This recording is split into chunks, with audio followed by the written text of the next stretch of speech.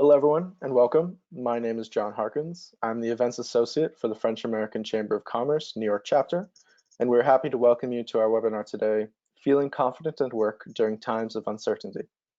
Just a quick word about our organization before we begin. The French American Chamber of Commerce's mission is to provide the opportunities, experiences, and understanding that empower successful business relationships between and for members.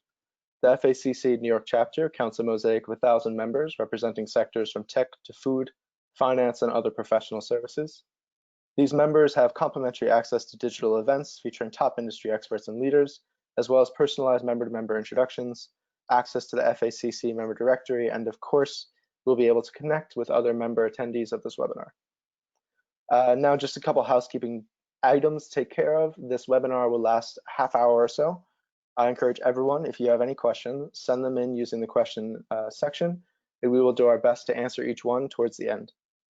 And of course, this webinar will be recorded and the slides will be available to all attendees, so don't worry about missing a thing. Now, to dive on in, just a bit about our speaker and topic. The philosophy that the only constant is change has never rung truer. For millennia, through structural, psychological, and behavioral adaptations, organisms have been adapting to their environment, and those that have not have perished. During a time of uncertainty and confusion, we will learn to free our own natural capacity for adaptation. Our speaker today, Mr. Francis Cholle, is an international business consultant, best-selling author, and public speaker. He helps companies rethink businesses in ways that conventional strategic management cannot. His unique approach is to help companies understand and leverage the power of intuition and instinct, thereby impacting people and culture, which are keys to innovation and success. I will let Mr. Francis Cholle take it away and introduce himself even further. So without further ado, Francis, would you like to take over? Sure, thank you, John, and good afternoon to everybody. It's the morning here in Los Angeles. I hope the weather is nice on the East Coast. Thank you for making the time, and let me dive in directly into our subject matter now. So yes, it is about finding the confidence to live in times of uncertainty. And next slide, the goal for you today is to open up, I will need next slide, yeah, to open up to your full potential and the world of possibilities in spite of maybe the fears that we might have in the face of a very uncertain world. Moving on, so let's start with a simple exercise together. I'm going to ask you to just sit back in your chair, relax wherever you are, and close your eyes for a minute.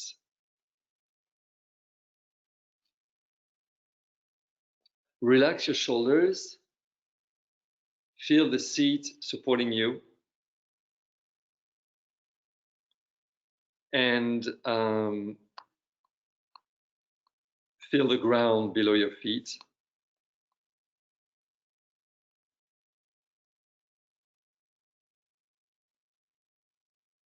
Relax your legs. Relax your back. Relax your belly. And relax your jaw muscles.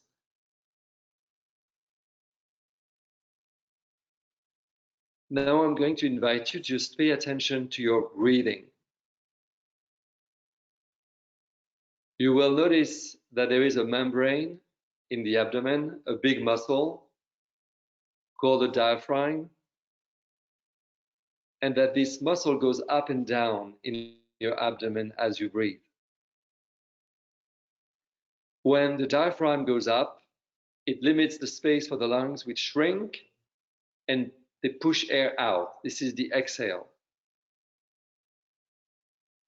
And when the diaphragm goes down, it makes space for the lungs to expand, which suck air in. And this is the inhale.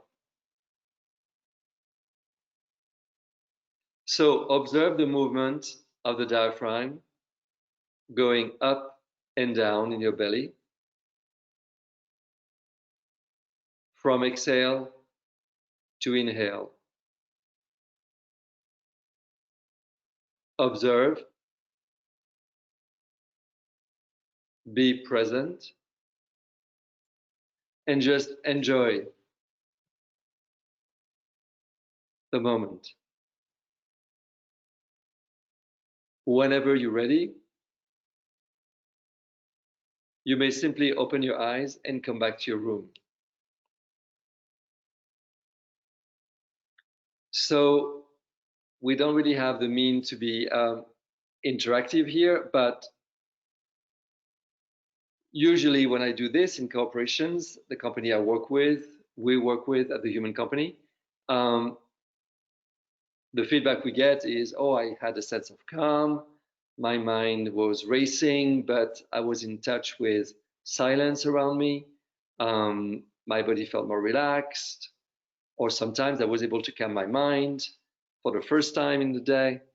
So the main thing, though, that I would like to put forth here in this very simple exercise is that this very complex mechanism called breathing that involves billions, if not trillions of cells to physiologically happen actually is there without us doing anything, without us wanting anything or willing anything.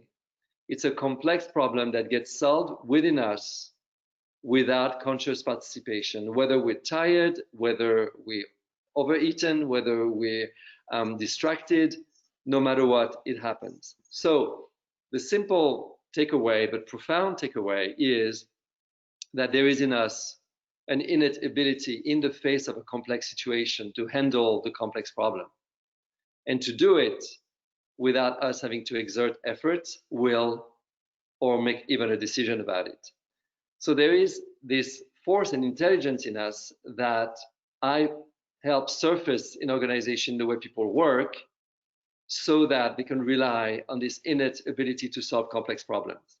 And believe it or not, this is how we start every of our assignments of reinventing a business model, of reconquering a category, a product category, or developing an organization in one key strategic area in the world, building a team that can work together when a priori they didn't really have much in common. So we deal on those very sophisticated, complex problems, and we rely on this innate ability.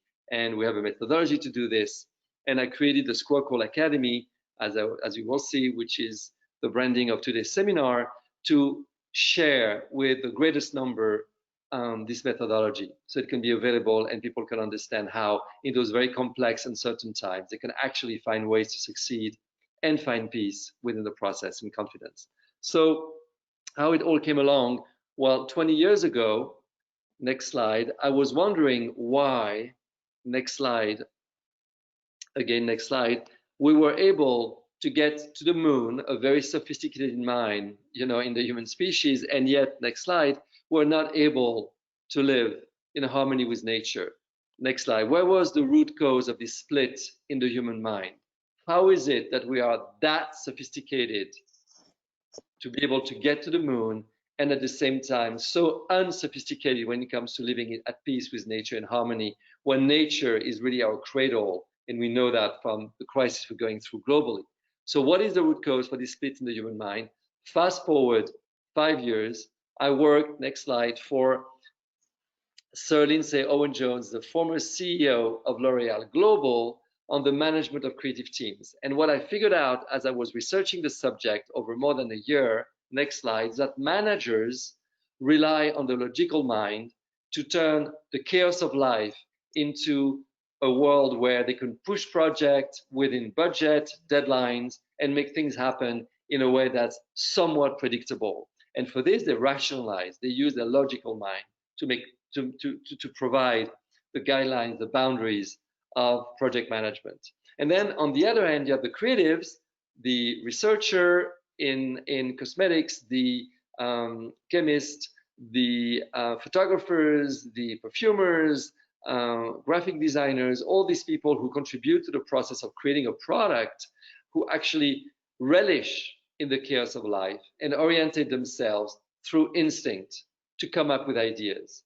And I realized that interviewing creative people, they felt they were very much under the helm of management, budget, and timelines, and were suffering in this. And I was thinking, wow, that's interesting, because when you think of it, without creative people, there's no idea. Without idea, there's no company.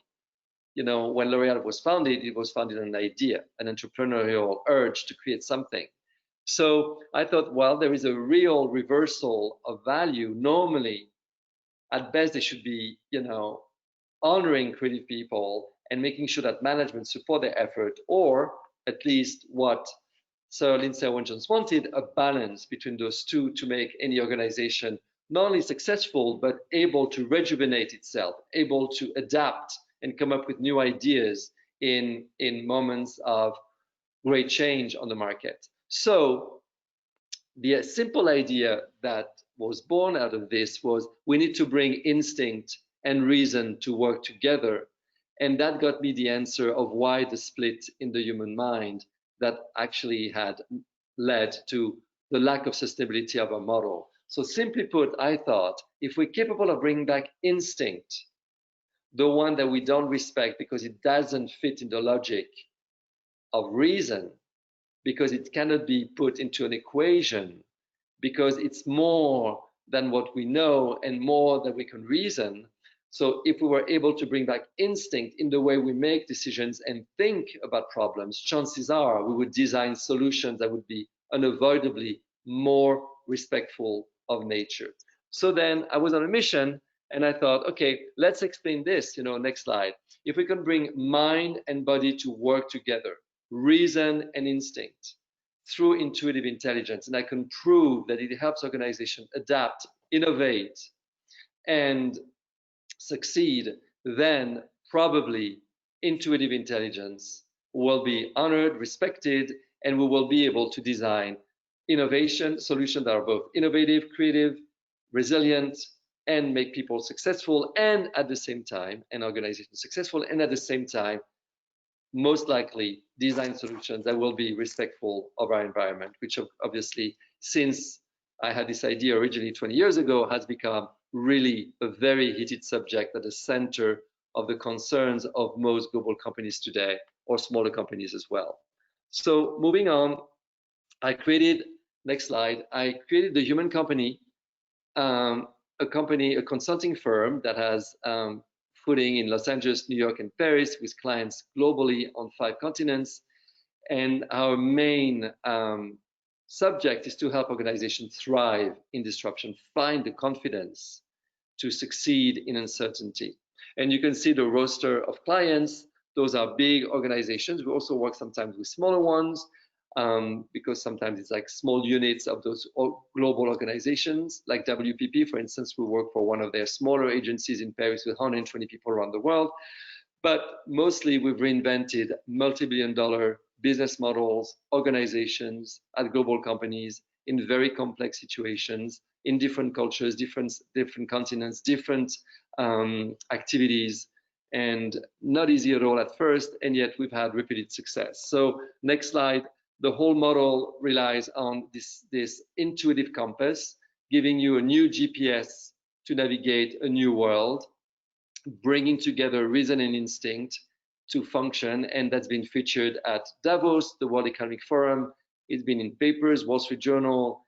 It's been an awarded book, and the previous book in France was a bestseller. So we've been very lucky with this, even if we still live at the fringe of traditional, conventional way of thinking business. But there's more and more recognition. There was an article in Forbes a few days ago all about intuition as why it was an important factor of success in a world where strategy and unpredictability have become less useful in such a high level of uncertainty. So there is recognition. So as we've proved this, I had to move on to the next level. I couldn't limit it to just being a consulting firm. I wrote a book which will be out in about 2 weeks now, Skwerkel, A New Way of Thinking for a New World, which is a simplification of the model and the methodology so that everybody can understand. And this is what I'm going to share with you. So without much ado, I would like you to just go to, no, slide before, and come back, to text 48, 48, 48, text to the number 48, 48, 48, and enter the word Squircle, which spells S-Q-U-I-R-C-L-E, and you will be given a link to an assessment which will show you help you understand how you approach any situation and how you can find confidence in uncertainty. It's a very simple questionnaire with 12 questions. You can do it in a couple of minutes. So I suggest that we take 2 minutes now to do this. So you have access to a report of 22 pages, which will customize and which will give you customized answers to your profile and also answers to profiles that are different from yours, so you can better interact with people around you, whether in your family, your friends, or of course, your teams and your colleagues at work. So text skwerkel to 48, 48, 48. You'll immediately receive a link. You can click on the link, which takes you into an assessment, and you'll be able to follow the rest of the presentation with a much more specific point of view. I'll give you the time to answer the 12 questions, and then we'll go into what skwerkel is.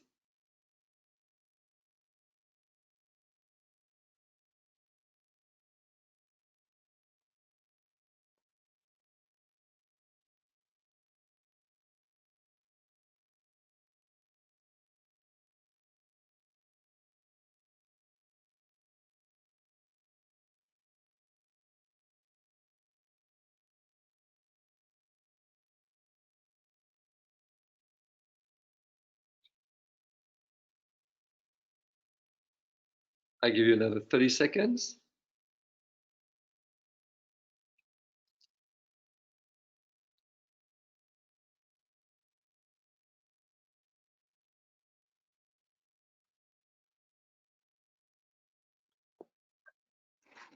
So now that you have received this report and you have a profile, understand this is not designed to put you in a box. It's simply designed to help you wonder, discuss with yourself, reflect, and discuss with others how you approach situations, how you tend to engage in life, how you approach making decisions, how you approach complex problems, which can be sometimes bringing up difficult emotions, because in the face of complexity, there is no linear answer, there is no preconceived path, there is no formula. And that requires to live in uncertainty. So let's discover skwerkel. Next slide. I will ask you to take a paper and a pen and look around you at rectangular shapes in the room you are, straight lines, angles around you, square, rectangle, triangle, and just notice how they make you feel, just like a color makes you feel a certain way, or a scent makes you feel a certain way. So what those geometries evoke in you. Write down those words that came to mind while looking. Moving on.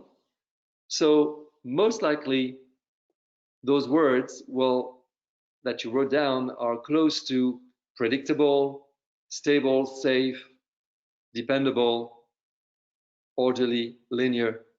I've done that in probably with 50 or 60 different nationalities, and we always come back to this family of words: predictable, stable, safe, dependable, orderly, linear, and any other synonym to those words. Now let's move on, and in your room now, pay attention to oval shapes, circles, curvy lines, and see how they make you feel. Write down those words. Again, pure inspiration, spontaneity, not overthinking it, straightforward feelings, sensations when you look at curvy lines, ovals, circular shapes. Most likely, the words that you came up with are creative, infinite, welcoming, soft, warm, nonlinear, inclusive. A totally different set of words. So obviously circle and square brings different quality, and we want creativity, we want nonlinear, we want inclusivity in the times when we know that diversity is so important in business. But the qualities of the circle in our square culture, where everything needs to be evaluated, confirmed, rationalized, logical circle is only tolerated if it makes sense, if it fits into the square thinking. So it's represented here as a circle contrived and contained in a square.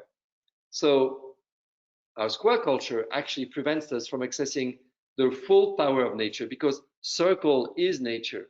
Creativity, emergence, infinity, flowing, inclusive, holistic, those are qualities of nature. There's no straight line in nature. And the square is an invention of the mind, which has established logic, science, beautiful languages, powerful languages, things that have really helped us progress. But as you can see, if it doesn't fit in the square, if it doesn't fit in the formula, well, then your creative ideas will have a hard time to be sold. That's a challenge of Owen Jones at L'Oreal. How can I make sure that I can manage the chaos of creativity and at the same time remain open to it and not contrive it and not limit it? Because if I do this, then I don't have this ability to adapt and come up with new ideas when the world changes and I need to change myself. So you can see that in this image is no, the one, come back.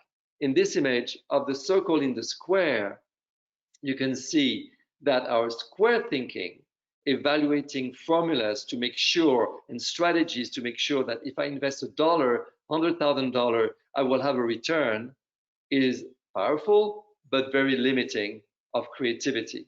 And the problem is that today, in a world where everything moves so fast, without creativity and agility and inclusiveness of all sorts of ways of thinking, you limit enormously your capacity to thrive in disruption. So how can we free the circle from the square, keep the powerful logic of the square, and at the same time allow circle creativity to give its best in agility? So moving on, look, let's free the circle from the square and let's see what happens. Well, the circle freed from the square keeps expanding, just like nature. There's no limit to creativity. There's no limit to inclusiveness. There's no limit to free thinking. So it creates more and more space. And what's interesting is the more space it creates, the more square can expand. The more space there is, the more square will want to understand, make sense of it. This is the journey of a scientist. You know, there's always more to discover. There will always more to explain. There is more theories to be invented so that we can live better and understand better the immensity of nature and the complexity of nature. So in this simple image, you have the solution of living in confidence in uncertainty. Why? Because you see that when you approach uncertainty from a place of openness, from a place of not knowing, from a place of this is what it is, and you don't have to understand what is going on to actually function and succeed in what's going on. Because the more you open, the more you enter through the circle with a flexible mind, with an open mind, with a creative mind, with an agile mind, all qualities of nature in us, creative, agile, resilient. If you trust that you have everything in you to adapt, just like nature adapts permanently, it doesn't compromise in any way your ability to reason, and to be logical, and to make decisions that are informed and rational. It will enrich the process of logical thinking. It will make it dimensional. It will free you through your intuition from the dominance of the square. And it will open you to sensations, senses. It will open you to your body and the wealth of capacity for adaptation, creativity, and resilience that are characteristics of nature. So it's a win-win-win. The only one thing you need to give up is the need for a formula, a need for certainty in uncertainty, which of course is absolutely unreasonable to want to be certain in uncertainty. So it's much better to give up this need for certainty, embrace uncertainty as the only one thing that is not uncertain. It is certain that we will face newness. It is, the famous sentence, the only thing that doesn't change is change. So we need to come from this. I don't know. I don't know what's next. I am open and I trust that I have everything in me to adapt to the circumstance as they come, based on what? Based on all these fine perceptions that come through what I feel, my gut feelings, my emotions, and then of course put this to test of reason, logical thinking, experience, facts. But the facts, the reason, the logic don't come first and don't necessarily overcome and dominate the other part of you, which doesn't make sense at first, but will give depth to your perceptions and allow you to move from looking the world in two dimensions, true or wrong, right or false, taller or shorter, binary, into a more dimensional perception of the world that's around you. And picking up those small, unusual cues will enrich your thinking process and your decision-making process. And there's a lot of research on this. It's all in the book that I'm going to publish. I won't go into this today because it's too long.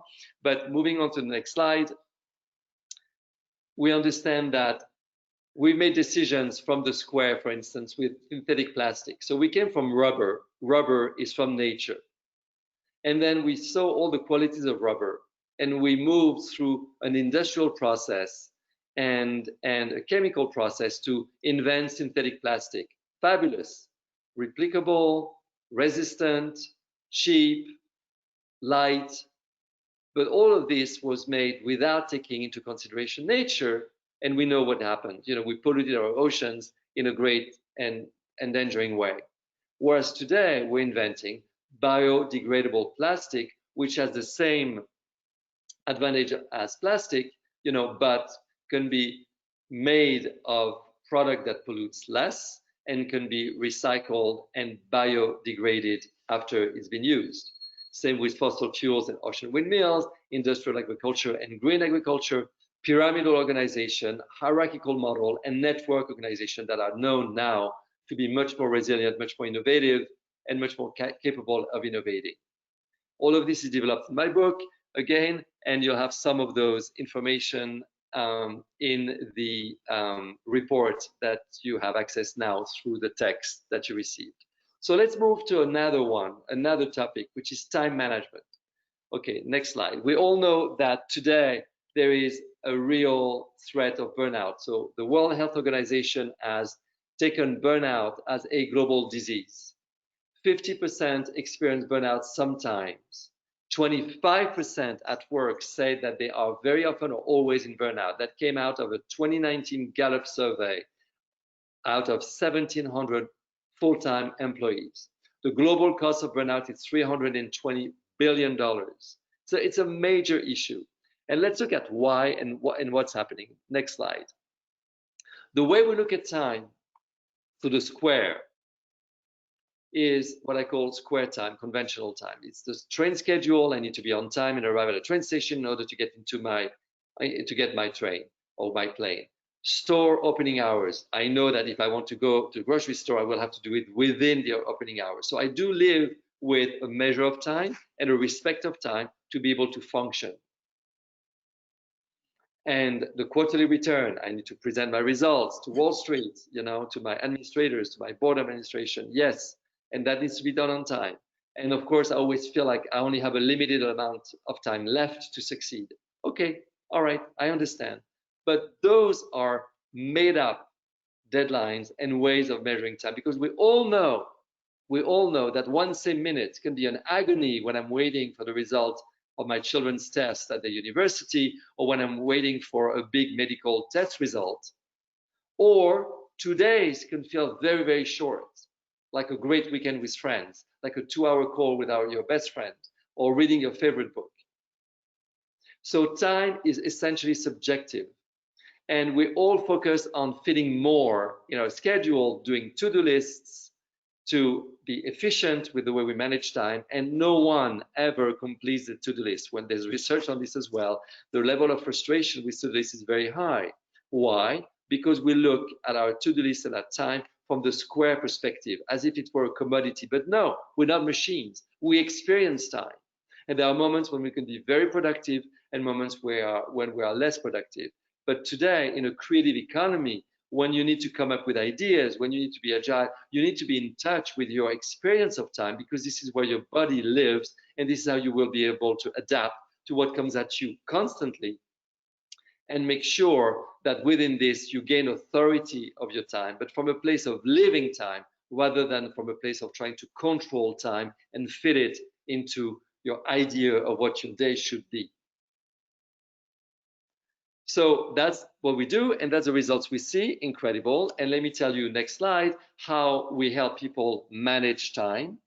Coming from circle time versus square time is look at your to-do list and differentiate circle tasks that will recreate creativity, availability, being present to it, from square tasks, which are, I need to balance my expense report, I need to just put together, a number of data. Those are things that have a beginning and an end, that require real mind work and don't require you to be engaged emotionally and in your sensations. So if you can differentiate that in your to-do list, you'll regain much more authority on how to manage those tasks. Next, being able, very square, say no more than you say yes, because we have more and more things coming at us, more and more opportunities to spend time, but not always very potently. So circle tasks, square tasks in your to-do list, being able to say no, square, limiting, absolutely, being fierce with every minute of your day, so that you can actually preserve it and use it to what really you need it. Manage your email. You can save up to 1 hour and 20 minutes a day with 3 simple things to do, which are also in a course I've put together and the book. And it's based on research by McKinsey and published in the Harvard Business Review. I can send you the link afterwards. And then take breaks to breathe, walk, and play. Engage yourself physically and spontaneously. We're almost done. So next slide. So for time management, the problem is not so much how much time you have, but much more how present you are to the moment during that time. And that's why you need breaks. That's why you need to reconnect with your breathing. That's why I started with this exercise, to have you more present. And that's something that you can do anytime, whether you're commuting on the subway, whether you're between 2 phone calls at work, whether you're at home with children, that are demanding. Next slide. So the next thing that is essential is tolerance for uncertainty. There's a lot of research there that shows that people who are able to actually embrace uncertainty are much less prone to stress, and actually are better. In this case, it was a study 2017 by NIH, the National Institutes of Health in America. You're a better medical doctor. Your practice is better in terms of mistakes, in terms of diagnostics, in terms of relationship to patients. On the contrary, the less tolerance for uncertainty, the more prone you are to stress, work-related stress. So the 4 things here are, with tolerance for uncertainty, experiment, take small risks, nudges, make sure that you get out of your comfort zone in very small ways. Change the itinerary you used to go to work. Listen to a different podcast, listen to a different radio program, so you're used to a different voice, different way of thinking. Scenario planning. Don't give up strategy, but don't lock yourself in strategy. Do scenario planning, so you reassure yourself that you have different scenarios, different ways to go, the famous plan B. Peer-to-peer learning, exchange with people how they react to a situation, because not everybody has fear around the same aspects of a situation. And then there's only one way to engage uncertainty, is to go into action, to take a first step in the face of uncertainty, so you can move into action and experiment. Loop, it's in loop. All right, next slide.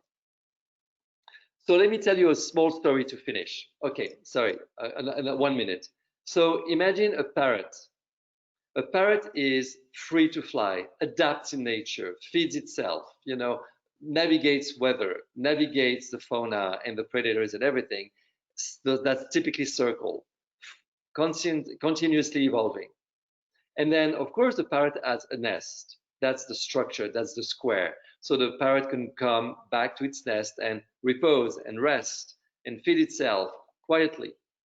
Now, remove the nest, which is this beautiful structure that helps the parrot to live its free life as an animal in the wild. And next slide, and turn the nest into a cage.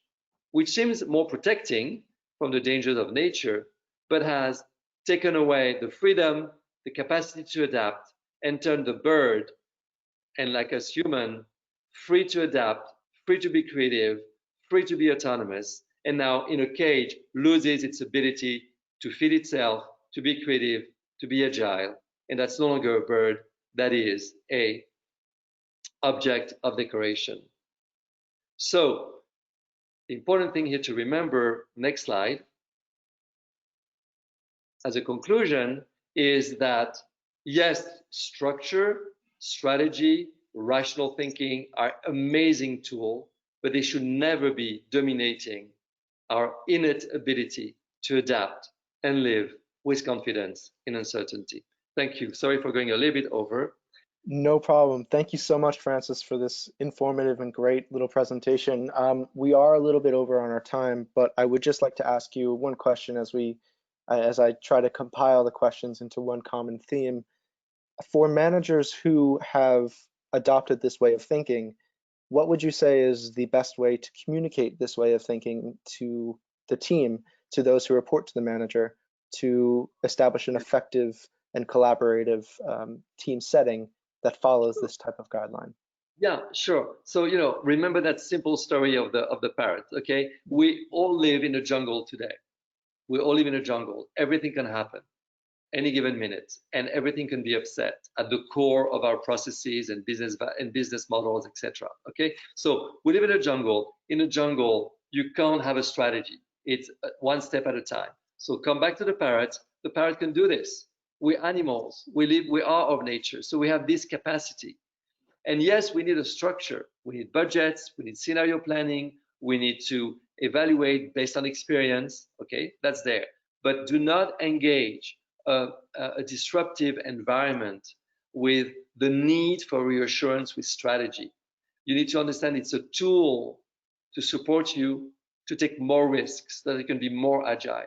So that's a simple story that completely shows the parrot and the nest, with not negating that we need a base, but the base should not become a prison of natural abilities to adapt.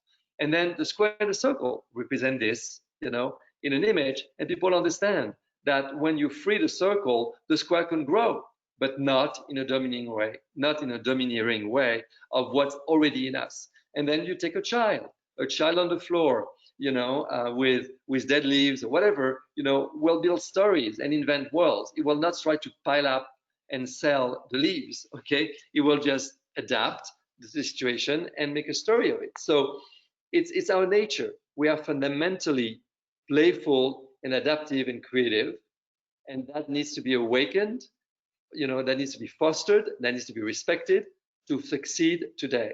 And when you're in the moment and when you breathe, there's no anxiety about certainty. You're just in the moment.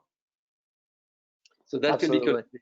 and that can be really put into practices. It's completely counterintuitive. We think that strategy is what will save us, when actually today strategy might be the one thing that keeps us astray, which doesn't negate scenario planning, but scenario planning is very different from closing down yourself into a strategy that limits your ability to